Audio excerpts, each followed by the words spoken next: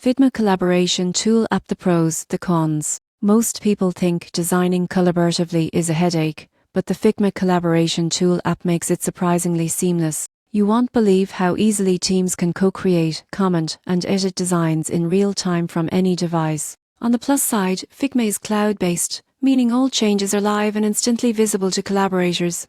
The app supports vector design, prototyping, and interactive elements, making it ideal for UX designers. You can leave comments directly on the design, assign tasks, and track progress without switching apps. Figma's integration with Slack, Jira, and other tools streamlines workflows and keeps everyone aligned. The mobile app allows viewing, commenting, and minor editing on the go, so team members can contribute even when away from their desktops. It also provides version history, ensuring you can revert changes if needed. However, there are some cons. Full design capabilities are best on desktop, and mobile editing is limited for complex projects. High-level collaboration features, like team libraries and advanced permissions, require paid plans. Beginners may also face a learning curve navigating Figma's interface and terminology. In conclusion, the Figma collaboration tool app is essential for teams designing together, especially in UX and digital product spaces. While mobile editing is limited and premium features come at a cost, its real-time collaboration,